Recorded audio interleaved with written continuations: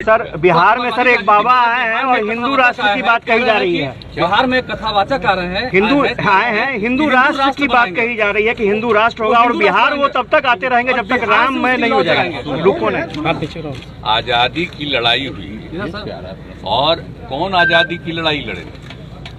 आज जो लोग लड़ करके आज जो बना संविधान बना सब लोगों की सहमति से, और जो बापू ने जो कुछ भी किया, राष्ट्रपिता महात्मा गांधी ने और सब लोगों ने किया, तो जो नामकरण है अब उस नामकरण को न स्वीकार करना चाहिए, उसके बाद कुछ बदलना चाहिए। हमको तो आश्चर्य होता है कि आजकल पता नहीं है, और इस सब की प्रचार इसलिए हो रहा है कि अब वहाँ वाले जिस तरह से बिहार देश भर के मीडिया पर जिस तरह का वो कब्जा किए तो बातें नहीं आता है। इसको कोई बताता है क्या है बिहार देश का नाम क्या है? आप जरा बताइए। तो देश का नाम है उसको बदलिएगा।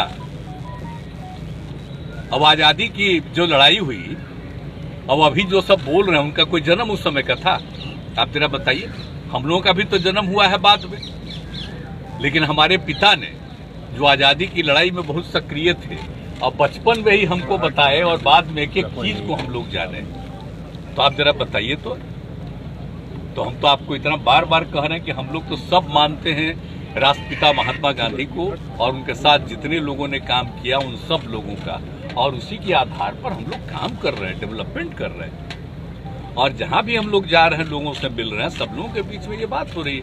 लेकिन हमको तो कुछ आश्चर्य होता है कि सबकी क्या जरूरत है बोलने की। अरे किसी भी धर्म को मानिए, अपने ढंग से करिए, उसमें कौन रुकावट है? जो भी अपना धर्म की पूजा करे उसमें कोई किसी पर तो रुकावट तो है नहीं। लेकिन इस सब पर नामकरण करना आश्चर्य की बात है। हमको तो आश्चर्य लगता है कब ये संभव है, कोई कर सकता है। तो बिहार से करें तो कोशिश करते नामकरण हुआ है। बताइए साहब, आप लोग राममय बोल रहे हैं कि राममय तो राममय नहीं है अभी। क्या सर राममय कर देंगे ऐसे बोल रहे हैं? राममय कर देंगे बिहार से ही शुरू करें। अब आप जरा बताइए ना, राम हो कृष्ण हो कोई हो, जिनका भी धर्म करते करिए ना भाई, तो उसमें कौन रुकावट है? किसी भी धर्म को मानते हैं, और आप जानते हैं ना कि इस देश में 7 धर्म है और एक तो बहुत कम है वहाँ वहाँ है, बम्बई में है।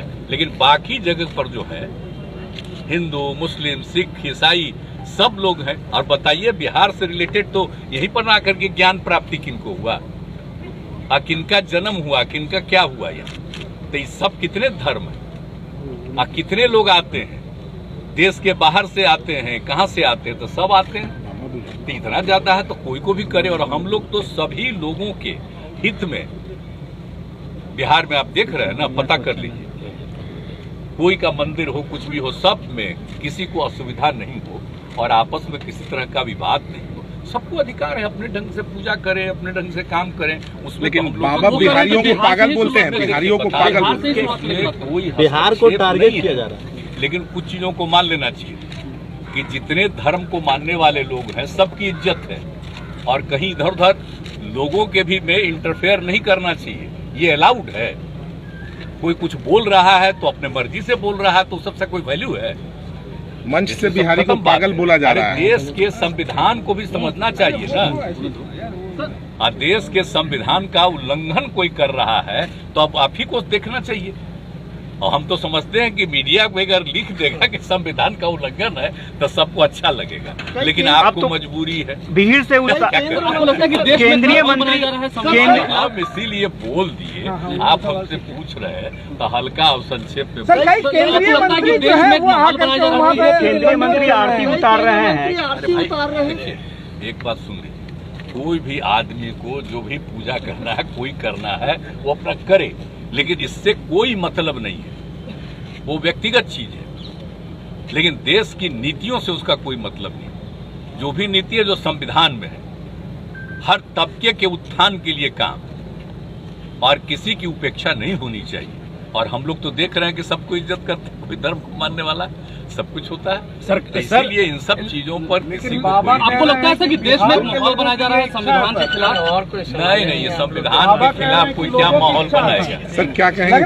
आपको संविधान में परिवर्तन करने के लिए ये पता है ना, संविधान में कोई परिवर्तन करेगा तो आपको लोकसभा में और राज्यसभा में 2/3 मेजोरिटी से ऊपर रहेगा, तब ना कोई संविधान में संशोधन करेगा। ऐसा कोई मतलब है? या संविधान में कोई चीज होता है, इतना बार संविधान बना, कोई जरूरी चीज अगर आवश्यकता हुई तो कुछ जोड़ा गया, तो सारे पार्टियों की सहमति से ना हो रहा है जी। तो इसलिए इसमें कोई बात नहीं, हमको तो आश्चर्य होता है इन सब चीजों, कोई मतलब नहीं। सर, बाबा के समर्थक बोल रहे हैं कि सरकार ने सहायता नहीं दी है कार्यक्रम में। हम लोग कौन धर्म के जितने हैं, हम आपको बता रहे हैं 7, इन 7 जगह जब हम केंद्र में भी थे, श्रद्धेय अटल जी की सरकार में, उस समय भी और बाद में भी हम कहाँ नहीं गए। देश भर के हर कोने में जा करके हम देखे हुए हैं।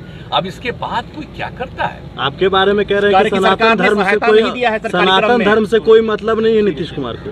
नहीं, अब कौन चीज से हमारे बारे में कहता है उसको कहने न दीजिए। मेरे खिलाफ अंड बंड कोई बोलता है तो उसको फायदा होता है, कम से कम उसको पटिया में कुछ इज्जत मिलेगा। सर, बाबा के समर्थक कह रहे हैं कि कार्यक्रम में सहायता नहीं दिया गया मिलेगा तो सबको कुछ मिलेगा, पार्टी में फायदा, तो मेरे पार्टी के नेतृत्व का फायदा मिलेगा। इसे जो मन करे बोले, हम तो ध्यान में नहीं देते। क्या बनी रहेगी बिहार में, इतना बनी रहेगी सभी जाति धर्म के आश्वासन? बिल्कुल, ये सब तो अच्छी तरह जानिए, आज देश में भी बना रहेगा। कोई ये मत सोचिए कि बिहार की बात कर रहे हैं, पूरे देश में बना रहेगा। आप देख रहे हैं ना, ये सब ऐसा कुछ नहीं है कि कोई इधर उधर कर सकता है। अब अभी लोग अभी क्या बोल रहे हैं, अगर आप बताइए तो श्रद्धेय अटल बिहारी वाजपेयी जी क्या करते थे?